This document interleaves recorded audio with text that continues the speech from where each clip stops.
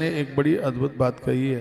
भगवान वेदव्यास लिखते हैं, कहते हैं कि जैसे कीचड़ में गैया फंस जाए वो बड़ा कष्ट पाती है, उसी प्रकार से संसार में यह जीव भी ऐसे ही फंसा हुआ है। उसके उद्धार के लिए, उसके आत्म कल्याण के लिए 16 दिन के इन श्राद्धों की बड़ी अद्भुत महिमा कही गई है।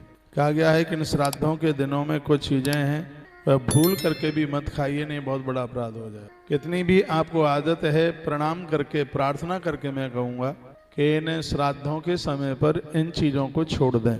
श्राद्ध कर्मणि वर्जानि कारणम चात्र भक्षते पुरा देवासुरे युद्धे निर्जित बले सुरे।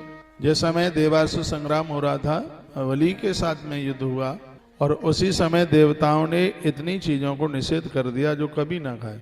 श्राद्धों में क्या क्या ना खाएं? लहसनम गृजनम चैव पलांडम पिंड मूलकम करम बाधानि चान्यानि हीनानि रसगंधत।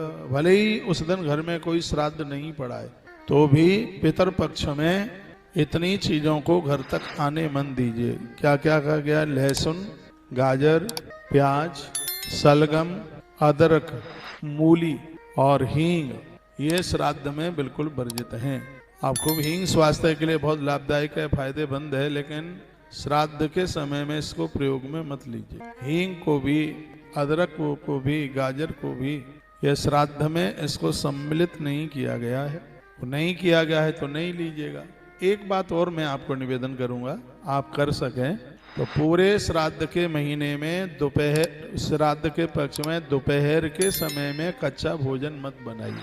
कच्चे भोजन में दाल रोटी आती है। तो पूरा साल भर आप 365 दिन दाल खाते हैं, 16 दिन ना खाएंगे तो कौन सी आफत आ जाएगी। और ज्यादा शौक है, मन मानता नहीं है तो शाम को खा लो, लेकिन दोपहर में मत खाइए।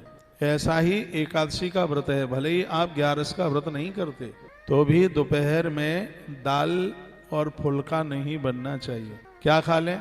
दोपहर में पूड़ी खा लो, पूड़ी नहीं पचती है तो पराठा खा लो, कम घी का लगा के, उसमें कम लगा लो घी, पराठा।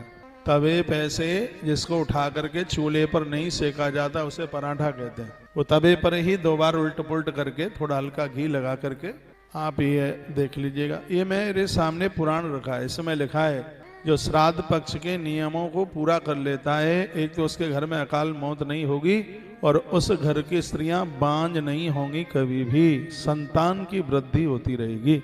यह इतना बड़ा प्रभाव है इसका। अभी मेरे पास कोई व्यक्ति थे, मैं यहाँ बगीचे में रुका हूँ, अग्रवाल बगीची, जहाँ आप मुझसे कई बार